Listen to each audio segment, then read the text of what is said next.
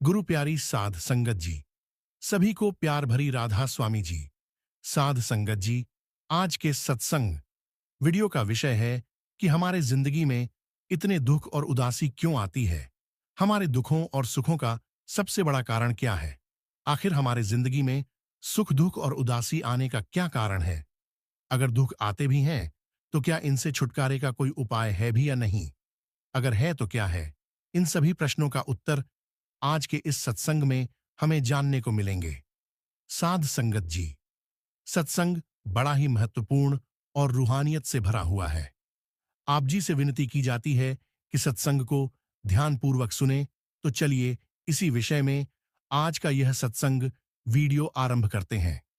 स्वामी जी महाराज उपदेश करते हैं कि हम सब दुनिया के जीव सुख और शांति प्राप्त करना चाहते हैं। सुख और शांति की प्राप्ति के लिए आमतौर पर हमारा ख्याल किस ओर जाता है। रचना की शक्ल, रचना की पदार्थों की ओर जाता है।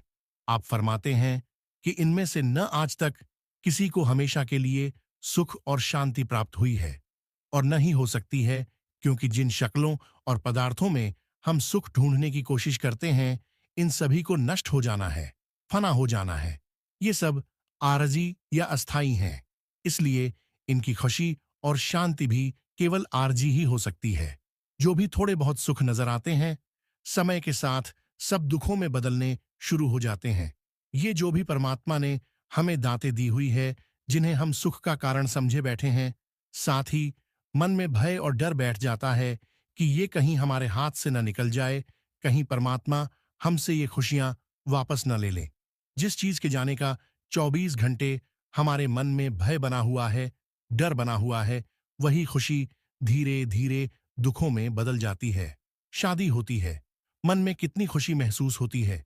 कितने दान पुण्य करते हैं, नाच गाने करते हैं, साथ ही मन में डर बैठ जाता है कि साथी कहीं बदकार ना हो जाए, जुआरी ना हो जाए, शराबी ना हो जाए, फजूल खर्ची ना शुरू कर दे, पड़ोसियों से लड़ना ना शुरू कर दे, बीमार ना हो जाए, कहीं परमात्मा उसे वापस ना बुला ले। यह जो मन में डर बैठ जाता है, यह हमारे जीवन को नरक बना देता है।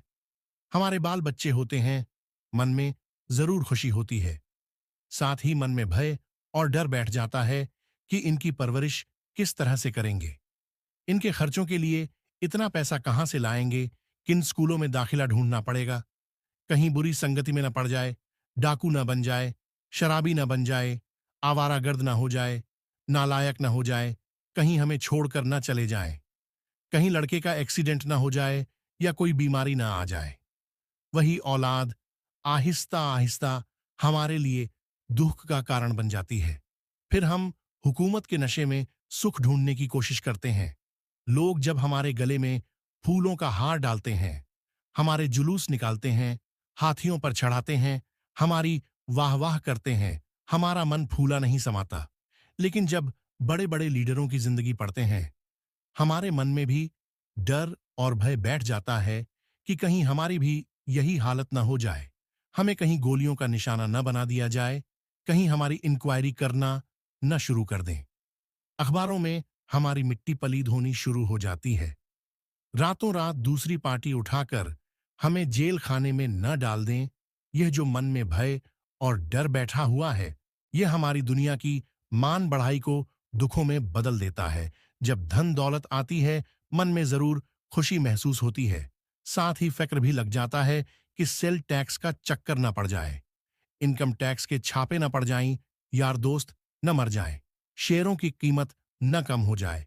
यह जो भय है, इसके कारण दिल के दौरे पड़ने शुरू हो जाते हैं, शुगर ब्लड प्रेशर की बीमारियां लग जाती हैं, मेंटल डिप्रेशन यानी मानसिक दबाव हो जाता है।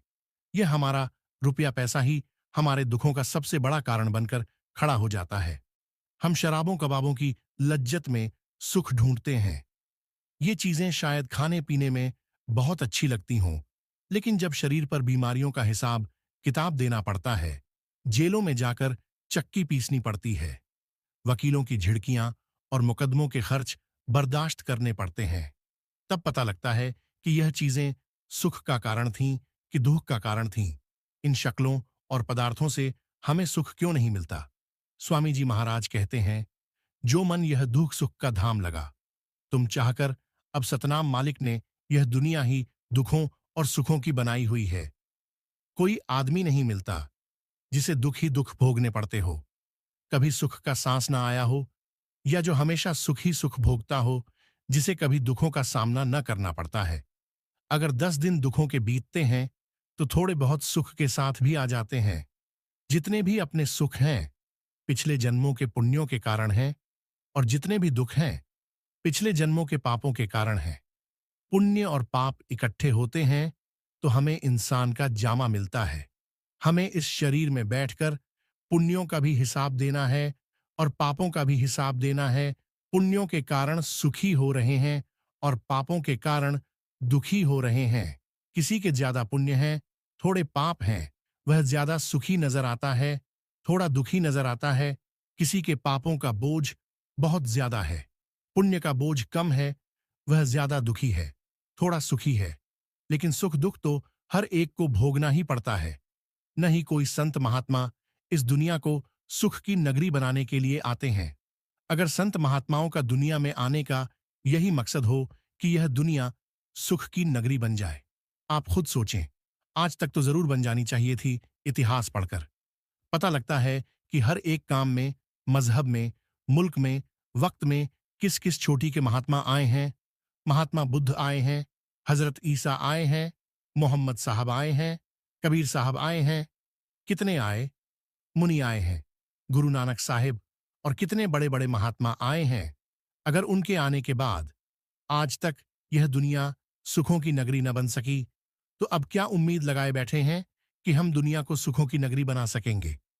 दुनिया के कांटे हम कितने भी इकट्ठे करने की कोशिश करें, कभी कामयाब नहीं हो सकते। अगर हिम्मत करके पैरों में बूट पहन लेंगे तो दुनिया के कांटे हमारे पैरों पर असर ही नहीं करेंगे।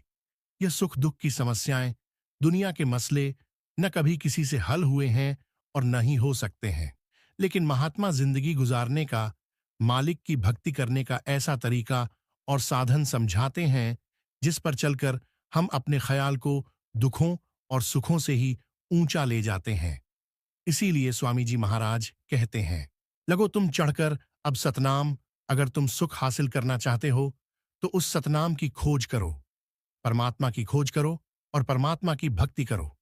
जब तक आत्मा परमात्मा की खोज करके परमात्मा से मिलाप नहीं करती, इसका सुख हासिल करने का कभी सवाल पैदा ही नहीं होता।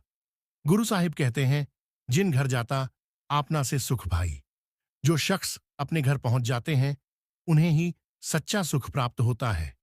अब अपना घर कौन सा है, जहां परमात्मा या परमेश्वर रहता है। दुनिया में भी थोड़े बहुत सुख जरूर मिलते रहते हैं, बशर्ते कि हमारी उस मालिक की भक्ति में, मालिक के प्यार में हो। मैंने कई बार मिसाल दी है कि एक छोटा सा बच्चा अपने पिता की उंगली पकड़कर मेले में जाता है। उसे मेले में हर चीज बहुत ही खूबसूरत नजर आती है। कहीं बच्चों के खिलौने पड़े हैं, कहीं बिजली चमकती और बुझती है, कहीं मिठाइयों की दुकानें लगी हुई हैं। बच्चा सोचता है कि शायद उसे खुशी मेले के साजो सामान से मिल रही है। अगर वह गलती से पिता की उंगली छोड़ बैठता है, बाजार का सारा साजो सामान उसी जगह होते हुए भी बच्चा चीख मारने लगता है, रोने लगता है। फिर बच्चा महसूस करता है कि इस मेले में वह खुशी तब तक हासिल कर सकता था जब तक उसने अपने पिता की उंगली पकड़ रखी थी। हमारा पिता कौन है? सिर्फ एक परमात्मा परमेश्वर है। जब तक हमारी आत्मा मालिक की भक्ति, मालिक के प्यार में लगी है, हम सुख और शांति प्राप्त कर सकते हैं। अगर हम परमात्मा को भूल जाते हैं, सारी दुनिया हमारे लिए दुख रूप होकर खड़ी हो जाती है। आप सोच कर देखें, जिन्हें परमात्मा ने दुनिया में हर एक नियामत दी हुई है, दुनिया की हर एक दांत बख्शी हुई है, सेहत भी अच्छी दी हुई है, जिंदगी का भी साथी अच्छा दिया हुआ है, इज्जत भी दी है, धन दौलत भी दी है, यानी कि मालिक ने अपनी तरफ से कोई कमी नहीं रखी। फिर भी कभी अकेले बैठकर तो देखें, मन में खुशी नहीं आती, शांति नहीं आती, मन उदास रहता है। यह भी पता नहीं चलता कि कमी किस चीज की है। यह आत्मा की कशिश है अपने असल की तरफ। जब तक इसे हम अपने असल की तरफ नहीं जाने देंगे, इसके अंदर सुख किस तरह से आ सकता है, शांति किस तरह प्राप्त हो सकती है। गुरु नानक साहिब ने कहा था, नानक दुखिया सब संसार, दुनिया के सब जीव अपनी अपनी जगह दुखों और मुसीबतों से घिरे बैठे हैं। असली सुख और शांति उन्हीं गुरुमुखों को है जिन्होंने मालिक की भक्ति, मालिक के प्यार का आसरा ले रखा है, जिनके पास बहुत ज्यादा धन दौलत है, बहुत ज्यादा जायदाद है। वे तो सभी बेचारे दुखी हैं, शायद टीकों के आसरे ही सोते हैं, गोलियों के आसरे ही सोते हैं, जिनके पास खाने पीने को ही कुछ नहीं, पेट भरकर भी रात को सो नहीं सकते। उन गरीबों को तो दुखी होना ही है। स्वामी जी महाराज के कहने का मतलब है कि मालिक से बिछुड़कर कभी कोई सुखी हो ही नहीं सकता। इसीलिए यहां आप हमें उपदेश करते हैं कि धाम अपने चलो, भाई पराए देश क्यों रहना। अगर तुम सुख हासिल करना चाहते हो, शांति प्राप्त करना चाहते हो, तो तुम्हें अपने असली घर वापस जाना चाहिए। यह देश तुम्हारा देश नहीं, ये कौम तुम्हारी कौम नहीं है, और ये मजहब भी तुम्हारा मजहब नहीं है। तुम्हारा देश सचखंड है, तुम्हारी कौम सतनाम है, तुम्हारा मजहब मालिक का इश्क, मालिक का प्यार है। तुम तो परदेसियों की तरह इस दुनिया में आकर भटकते और तड़पते फिरते हो। यह दुनिया एक बहुत बड़ी स्टेज है। कोई हीरो का पाठ करता है, कोई हीरोइन का पाठ अदा करता है, कोई विलेन का पाठ अदा करता है। जो उन्हें पाठ मिलता है उसे वे अदा करने में लगे हुए हैं। जब स्टेज से उतर जाते हैं, न कोई हीरो होता है, न कोई हीरोइन, और न ही कोई विलेन। महात्मा कहते हैं कि यह दुनिया भी एक स्टेज है। हम अपने अपने कर्मों के कारण भाई बहन, रिश्तेदार, यार दोस्त, बेटे बेटियां बने बैठे हैं। यहां कोई किसी का नहीं है। हम इन्हें अपना समझते हैं, ये हमारे बनते नहीं। हम रोना पीटना शुरू कर देते हैं। यह ना कभी किसी के बने हैं और न ही कभी किसी के बन सकते हैं। स्वामी जी महाराज समझाते हैं कि इनमें से कोई भी तुम्हारा अपना नहीं है। हमारी आत्मा परमात्मा की अंश है। हम उस सतनाम समुद्र के कतरे हैं। उस मालिक से बिछुड़कर माया के जाल में फंसे हुए हैं। मन के अधीन होकर जो जो कर्म करते हैं, उसका नतीजा भुगतने के वास्ते हमें इस 84 के जेल खाने में आना पड़ता है। यह जो दुनिया है, यह कर्म भूमि है, कर्म का खेत है। स्वामी जी महाराज कहते हैं, कर्म जो जो करेगा तू वहीं फिर भोग भरना। यहां अच्छे कर्म करोगे, अच्छा नतीजा भुगतने के लिए आ जाओगे। बुरे कर्म करोगे, बुरा नतीजा भुगतने के लिए आ जाओगे ना।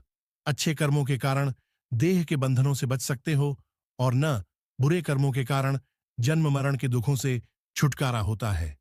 अच्छे कर्म करेंगे राजा महाराजा, सेठ साहूकार बनकर आ जाएंगे। कर्मों, मजहबों, मुल्कों की हुकूमत हासिल करके आ जाएंगे।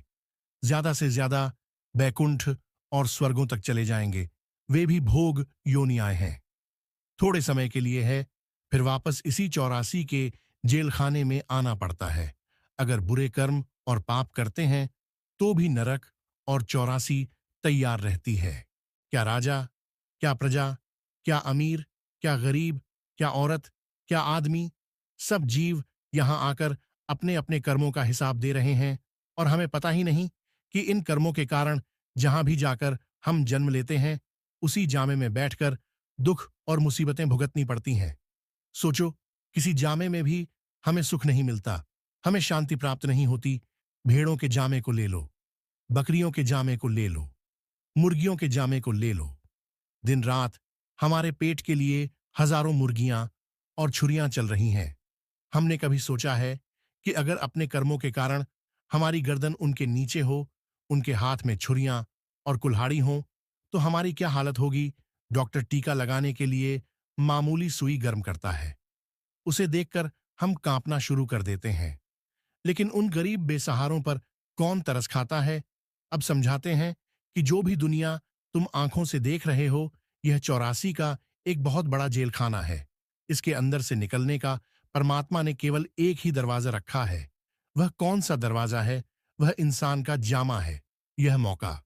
इसलिए तुम्हें परमात्मा ने बख्शा है कि इसके अंदर बैठकर तुम मालिक की भक्ति करो, परमात्मा की भक्ति करो, मालिक की खोज करो, मालिक से मिलाप करो, ताकि तुम्हारा देकर बंधनों से हमेशा हमेशा के लिए छुटकारा हो जाए।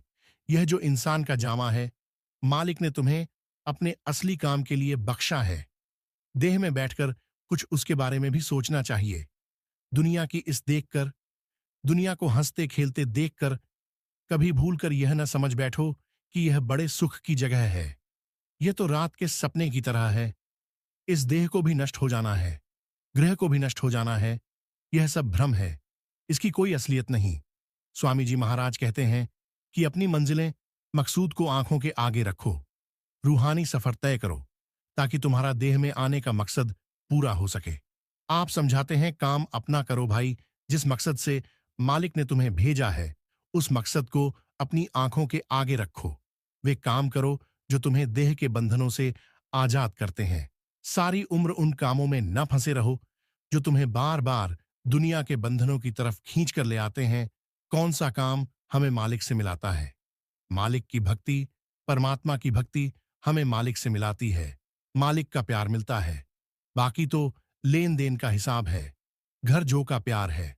अगर हम इंद्रियों के भोगों, विषय विकारों, शराबों, कबाबों, कौमों, मजहबों, मुल्कों के झगड़े में ही फंसे रहेंगे तो फिर हमें बार बार देह के बंधनों में ले आएंगे। फिर आप सावधान करते हैं कि कहीं तुम्हारे मन में यह ख्याल न हो कि तुम्हें मौत के बाद फिर इंसान का ही जामा मिलेगा। फिर पता नहीं, मिले मिले, न मिले न मिले, या किसी ऐसी जगह जाकर जन्म हो जाए जहां भूले भटके भी तुम्हारा ख्याल मालिक की भक्ति की तरफ न जाए। इसलिए हर एक को इस मौके का पूरा पूरा फायदा उठाना चाहिए। अगर तुम बेटे बेटियों में से, कौमों, मजहबों, मुल्कों के झगड़ों में से, शराबों कबाबों की लज्जत में से ख्याल को निकालना चाहते हो तो तुम्हें क्या करना चाहिए? सतगुरु की शरण हासिल करनी चाहिए, उनकी संगति, उनकी सोहबत करनी चाहिए। हमारा मन संगति और सोहबत का बड़ा ही जल्दी असर लेता है। आप देख लें, शराबियों के पास बैठे शराब पीने की आदत पड़ जाती है, जुआरियों के पास जाएं, जुआ खेलने की आदत पड़ जाती है। इसी तरह मालिक के भक्तों और प्यारों के पास जाते हैं, उन्हें देखकर हमारे अंदर अपने आप मालिक से मिलने का शौक और प्यार पैदा हो जाता है। फिर कहते हैं कि जिन जिन जीवों को गुरुमुख मालिक से मिलाना चाहते हैं, सबसे पहले वे दया करके उनको अपने सत्संग में लाते हैं। हर तरह के वहमों, धर्मों, संकल्पों, बहिर्मुखी साधनों में से उनके ख्याल को निकालकर सदा नाम की तरफ लगाते हैं। जब हम गुरुमुख की संगति में और सोहबत में जाकर मंगल गाते हैं, भाव, शब्द या नाम की कमाई करते हैं, तब हमारे और मालिक के बीच कोई भी भेद नहीं रहता। आत्मा परमात्मा की भक्ति करके परमात्मा का रूप अपना लेती है। स्वामी जी महाराज सत्संग की महिमा करते हैं कि गुरुमुख के सत्संग में जाकर फायदा ही फायदा होता है, कभी हानि नहीं होती। एक अंधा फूलों के बाग में चला जाता है, अगर वह फूलों की खूबसूरती नहीं देख सकता, फूलों की खुशबू तो ले ही आएगा। एक पत्थर पानी में पड़ा हुआ है, अगर वह घुलता नहीं तो कम से कम सूरज की तपिश से तो बचा रहता है। अगर हम गुरुमुख की संगति में जाकर नाम की कमाई नहीं भी करते तो कम से कम बुरे मंदे पाप कर्मों से तो बचे रहते हैं। इसलिए स्वामी जी महाराज समझाते हैं कि अगर तुम दुनिया की असलियत समझना चाहते हो, मालिक की भक्ति करना चाहते हो, तो तुम्हें गुरुमुख की संगति करनी चाहिए, गुरुमुख की सोहबत करनी चाहिए। परमात्मा के स्वरूप का तो हमें पता नहीं, इसलिए और किसके स्वरूप का ध्यान करना है? हमें सद्गुरु के स्वरूप का ध्यान करना है, क्योंकि उनका जो असली स्वरूप होता है वह शब्द होता है, नाम होता है। वे शब्द या नाम में से ही आते हैं, शब्द या नाम की कमाई का ही प्रचार करते हैं, शब्द या नाम में ही जाकर समा जाते हैं। हम भी उसी शब्द या नाम में जाकर समाना चाहते हैं। इसलिए जिन सद्गुरुओं ने हमें शब्द के साथ जोड़ा है, हमें उनके स्वरूप का ध्यान करना चाहिए। उनके स्वरूप का ध्यान करके ख्याल को यहाँ दोनों आंखों के पीछे ठहराने की आदत पैदा हो जाती है। जब ख्याल ठहरना शुरू हो जाता है, अपने आप ही चुंबक की तरह अंदर शब्द को पकड़ लेता है। जैसे जैसे शब्द की लज्जत अंदर आती है, वैसे वैसे दुनिया का मोह और प्यार हमारे मन में से निकलता जाता है। मन लज्जत का आशिक है। जब तक इसे दुनिया के मोह और प्यार से ऊंची और निर्मल लज्जत नहीं मिलती, यह दुनिया का मोह और प्यार कभी नहीं छोड़ता। जिस शब्द के साथ गुरुमुख हमारे ख्याल को जोड़ते हैं, उसे महारस मीठा कहते हैं, क्योंकि उसके रस का कभी जबान से बयान नहीं किया जा सकता। उसका छकने से संबंध है, यह बातचीत का मजमून नहीं है। उस लज्जत को हासिल करके मन अपने आप इंद्रियों के भोगों, विषय विकारों की लज्जत को छोड़ देता है। जिन्हें हीरे जवाहरात मिल जाते हैं, वे क्यों कौड़ियों के पीछे दर बदर ठोकरें खाएंगे। लड़कियां खिलौनों से तब तक खेलती हैं जब तक उनकी शादी नहीं होती। उस शब्द या नाम का प्यार हमें हमेशा के लिए दुनिया की तरफ से उचाट करना शुरू कर देता है। इसीलिए स्वामी जी महाराज कहते हैं कि अगर तुम इंद्रियों के भोगों में से, विषय विकारों, शराबों, कबाबों में से अपना ख्याल निकालना चाहते हो, तो सिमरन और ध्यान के जरिए शब्द को पकड़ो, नाम को पकड़ो।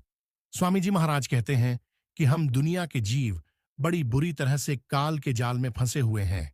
जो पीछे कर्म किए हैं, उनका अब रो रो कर नतीजा भुगत रहे हैं। वैसे ही मंदे खोटे पाप और कर्म किए जा रहे हैं। भूल चुके हैं कि इनका नतीजा भुगतने के लिए हमें यहीं आना पड़ेगा। आप कहते हैं कि शब्द या नाम की कमाई के बगैर कोई युक्ति नहीं है, तरीका नहीं है कि हम देह के बंधनों से छुटकारा हासिल कर सकें। वही चीज हमें मन और माया के दायरे से पार ले जाती है और हमें जन्म मरण के बंधनों से आजाद करा सकती है। जो मन और माया के दायरे से पार से आती हो, वह शब्द सचखंड से उठता है। जब हम ख्याल को इकट्ठा करके उसके साथ जोड़ेंगे, तो वह हमें भी खींचकर सचखंड ले जाएगा। अब आप फरमाते हैं कि महात्मा को अपनी कोई गरज नहीं होती, उन्हें कोई कौम मजहब नहीं बनाना, किसी मुल्क मुल्क की हुकूमत नहीं करनी, कोई जायदाद नहीं बनानी, कोई रुपया पैसा इकट्ठा नहीं करना। वे केवल हम पर दया करके, मेहर करके, बख्शिश करके कि किस तरह बड़ी मुश्किल से उन्होंने इंसान का जमा हासिल किया था, किस तरह कौड़ियों के दाम बेचारे बर्बाद करने में लगे हुए हैं, हमें यहां से निकालने का तरीका और साधन समझाते हैं। आप फरमाते हैं कि वे तो हम पर तरस खाते हैं, बख्शिश करते हैं। गुरु नानक साहिब ने गुर प्रसाद कहा है, नामदान कहाँ है। प्रसाद हमेशा खुशी से दिया जाता है, जिसकी कभी कीमत नहीं ली जाती। दान की भी कभी कोई कीमत नहीं लेता, प्रसाद की भी कोई कीमत नहीं लेता। स्वामी जी महाराज कहते हैं कि महात्मा तो दया करके हमें यहां से निकालने का तरीका बतलाते हैं। उन्हें अपनी कोई गरज नहीं होती। वे हक हलाल की कमाई करते हुए साध संगत की सेवा करते हैं। आप देख लें, गुरु नानक साहब ने करतारपुर में अपने हाथों से खेती की, अपनी परवरिश की, अपने बाल बच्चों की परवरिश की और सारी उम्र मुफ्त साध संगत की सेवा की। और संगत को क्या हिदायत देते हैं? गुरु और पीर होकर जो शिष्यों सेवकों से मांगते फिरते हैं, उनके पैरों पर कभी भी माथा नहीं टेकना। कैसे महात्मा की खोज करनी है जो खुद हक हलाल की कमाई करते हो और साध संगत की मुफ्त सेवा करते हो। आप कहते हैं कि भक्ति तो दुनिया के सब जीव अपनी अपनी अक्ल के मुताबिक मालिक की करते हैं, क्योंकि आत्मा की कशिश जरूर अपने असल की तरफ जोर मारती है। उसके अधीन होकर हम सब मालिक से मिलने के लिए व्याकुल हुए बैठे हैं। लेकिन गुरु साहिब कहते हैं कि हम मन के पीछे लगकर मालिक को ढूंढते हैं। मन बहिर्मुखी कर देता है, कर्मकांड की तरफ खींच कर ले जाता है। इसलिए आप कहते हैं, यह पूजा स्थायी न पाई। जो मन के पीछे लगकर तुम भक्ति करते हो, यह मालिक की भक्ति नहीं है। यह भक्ति कभी तुम्हारे ठिकाने पर नहीं पहुंचाएगी। जब तुम शब्द की कमाई करके, नाम की कमाई करके मन को निर्मल कर लोगे, पवित्र कर लोगे, यह असली मालिक की भक्ति है। यह भक्ति तुम्हें तुम्हारे ठिकाने पर पहुंचाएगी। जो भक्ति परमात्मा को मंजूर है, जिस भक्ति ने हमें ठिकाने पर पहुंचाना है, वह सिर्फ शब्द और नाम की कमाई है। जो कोई भी नाम की कमाई करने का तरीका छोड़कर जिस भी रास्ते पर चलने की कोशिश करता है, आखिर उसे मौत के वक्त पछताना पड़ता है। अब सब कुछ बयान करके थोड़ा सा अंदर के सफर का जिक्र करते हैं कि हमारा जो घर का सफर है, रूहानी सफर है, वह आंखों के पीछे से शुरू होगा, क्योंकि यह हमारे घर का दरवाजा है। आंखों से नीचे नीचे तो केवल इंद्रियों के भोग हैं, विषय विकारों, शराबों, कबाबों की लत है। आप कहते हैं कि जब तक तुम्हारा ख्याल यहां से उतरकर बाहर की तरफ फैला हुआ है, तुम द्वैत के अंदर फंसे हुए हो। जब तुम सिमरन और ध्यान के जरिए ख्याल को समेटकर आंखों के पीछे इकट्ठा कर लोगे, तुम एकता के अंदर आ जाओगे। जब तुम एकता के अंदर आ जाओगे, वहां तुम्हें एक ज्योति जलती नजर आएगी, जो चोरों के अंदर भी है, ठगों के अंदर भी है, साधु संतों महात्माओं के अंदर भी है।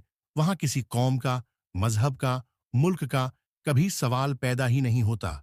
जो भी खुशकिस्मत आंखों के पीछे ख्याल को इकट्ठा करेगा, वह अपने अंदर उस ज्योति के दर्शन करने शुरू कर देगा।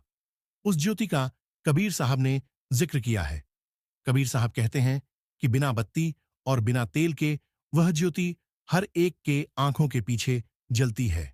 हम जितना भी ज्योति जलाते हैं, उन्हें तेल की कभी भी जरूरत पड़ सकती है, बत्ती की भी जरूरत पड़ती है। तेल खत्म हो जाए तो ज्योत बुझ जाती है, बत्ती खत्म हो जाए तो भी ज्योत बुझ जाती है। कबीर साहिब कहते हैं कि जो अगम की ज्योति है, उसे आज तक कभी किसी तेल और बत्ती की जरूरत नहीं पड़ी। यही हजरत ईसा ने भी कहा था, अगर तुम एक आंखों वाले बन जाओ तो तुम्हारा सारा जिस्म नूर या प्रकाश से भर जाएगा। भाव यह है कि 9 द्वार बंद करके अंदर तीसरी आंख या एक आंख खोलो, तुम्हें अपने अंदर नूर ही नूर, प्रकाश ही प्रकाश नजर आना शुरू हो जाएगा। उस ज्योति का दर्शन करना आप शुरू कर दोगे। हर एक की आंखों के पीछे ज्योति जलती है। उस ज्योति के अंदर से वाणी की मीठी और सुरीली आवाज उठ रही है। जो उस ज्योति के दर्शन करते हैं, उस वाणी की आवाज को सुनते हैं, उसका दुनिया में से मोह और प्यार निकल जाता है। उनका परमात्मा से मोह और प्यार पैदा हो जाता है। हमें अपने अंदर उस ज्योति के दर्शन करने हैं। जब हम ज्ञान समाधि लगाते हैं, यानी गुरुमुख के कहने के मुताबिक सिमरन और ध्यान के जरिए आंखों के पीछे ख्याल को इकट्ठा करते हैं, वहां हमें एक चिराग जलता नजर आता है, ज्योति जलती नजर आती है। उस ज्योति के अंदर से एक सुरीली और मीठी आवाज दिन रात धुन कर दे रही है। हमें उस आवाज के जरिए अंदर घर का रुख कायम करना है। उस प्रकाश के जरिए अंदर रूहानी सफर तय करना है, फिर मंजिल दर मंजिल अपने घर वापस पहुंच जाना है। आप सोचकर देखें, जितने भी अपने धर्म स्थान हैं, जहां जाकर हम अपनी अक्ल से मालिक की भक्ति करते हैं, मालिक की पूजा करते हैं, इनके अंदर आवाज भी पैदा की जाती है, प्रकाश भी पैदा की जाता है, किया जाता है। हिंदुओं के मंदिर ले लो, बौद्धों, जैनियों के ले लो। सबसे पहले बरामदे में घंटा लटकता रहता है। उसे बजाकर अंदर जाएंगे तो अंदर ज्योति जलती नजर आएगी, दिए की लौ जलती नजर आएगी। गुरुद्वारों में चले जाएं, वे भी ज्योति जलाते हैं, घंटे और शंख बजाते हैं। गिरजे में चले जाएं, वे भी पहले घंटे बजाते हैं, अंदर मोमबत्तियां जलाते हैं। मुसलमानों के मज़ारों पर जाएं, मस्जिदों में जाएं, मौलवी ऊंचे ऊंचे नगारा बजाते हैं, बांग देता है, रात को चिराग जलाया जाता है। हम कभी सोचने की कोशिश नहीं करते कि हर एक जगह ज्योति क्यों जलाई जाती है, हर एक जगह घंटे और शंख जैसी आवाजें क्यों पैदा की जाती है। यह आर्ष मुनियों ने, गुरु साहिबान ने, संतों महात्माओं ने, मालिक के भक्तों और प्यारों ने हमें समझाया था कि हमारा शरीर असली मंदिर है, असली मस्जिद है, असली गुरुद्वारा है, असली गिरजाघर है। इसके अंदर जाकर खोज करो, तुम्हें घंटे और संघ की आवाज भी सुनाई देगी। तुम्हें उस ज्योति के दर्शन भी होंगे। गुरु साहिबान ने इस शरीर को हर मंदिर कहकर याद किया है। हजरत ईसा ने टेम्पल ऑफ लिविंग गॉड या जिंदा परमात्मा का मंदिर कहकर बयान किया है। आर्ष मुनियों ने नर नारायण देह कहकर समझाया है। हम अंदर जाने की कोशिश नहीं करते, ईंटों पत्थरों की जगह बना लेते हैं, वहां घंटे भी बजाने शुरू कर देते हैं, ज्योति भी जलाना शुरू कर देते हैं। यह चीजें तो हम हमें समझाने के लिए थीं, यह तो नकल है, असल तो हमारे शरीर के अंदर है। इसलिए स्वामी जी महाराज अंदर की तरफ इशारा करते हैं कि जब भी हम रूहानी सफर तय करेंगे, आंखों के पीछे आकर शब्द की धुन, शब्द के प्रकाश के जरिए कर सकेंगे। अब आंतरिक रूहानी सफर का थोड़ा सा इशारा करते हैं कि अंदर 2 रास्ते हैं, एक काला है, दूसरा सफेद है।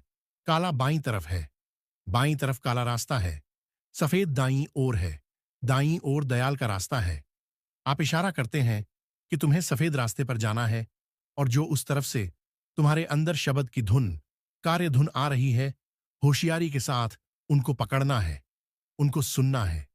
सोहबत के शब्द के सहारे मुकाम कनाल आदि से गुजरती हुई आत्मा त्रिकुटी भी पार कर गई और सुन्न देश में आ गई। उस जगह मानसरोवर में स्नान करके उसे सब गिलाफ आवरण उतर गए और आत्मा पर से सब पर्दे उतर गए। आत्मा पवित्र और निर्मल हो गई। हमें अपने आप का अपने असल का पता लग गया और उस मालिक का पता लग गया। महात्मा, जो अपनी पहचान करने का उपदेश दिया है, वह आप ही पहचान यहां मानसरोवर या दशम द्वार में पहुंचकर ही होती है। इस जगह को महात्मा ने अमृतसर का सरोवर या सच्चा अमृतसर कहा है। आप फरमाते हैं कि शब्द या नाम या अमृत का वह सच्चा सरोवर, वह सच्चा अमृतसर, जिसमें नहाकर आत्मा निर्मल होती है, हम पूर्ण बनते हैं, गुरुमुख बनते हैं, हमारी काया के अंदर है, हमारे जिस्म और वजूद के अंदर है। यही वह सरोवर है जिस जगह कहा जाता है नहाकर हंस बन जाता है। भाव यह है कि मनमुख लोग उस जगह पहुंचकर उस शब्द के सरोवर में, नाम के सरोवर में नहाकर गुरुमुख बन जाते हैं। अब महाशून्य को महात्मा ने तिमिरखंड कहा है, अंधेरे का तब कहाँ है। जब तक यहां हमारे साथ हमारे गुरु नहीं होते, हम अकेले यह मंजिल तय नहीं कर सकते।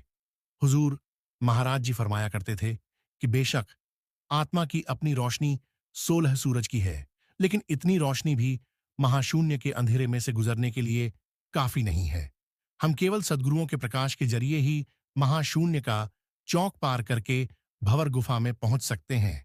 अब भंवर गुफा पार करके हम चौथे पद यानी सचखंड में आ गए, जिस जगह शब्द की आवाज या धुनबीन जैसी है। अब हम अलख और अगम के देश पार करके राधा स्वामी देश या अनामी देश में आ गए। अब न पैदा होना है न मरना है। जन्म जन्मांतरों की बिछड़ी हुई रूह अपने प्रियतम को मिलकर सच्ची सुहागिन हो गई और जन्म मरण के दुखों से, संसार के दुखों से छुटकारा प्राप्त हो जाता है। साध संगत जी, ऐसी ही रूहानी साखियां सत्संग सुनने के लिए हमारे चैनल को सब्सक्राइब जरूर करें और कमेंट बॉक्स में राधा स्वामी जरूर लिखें। राधा स्वामी जी।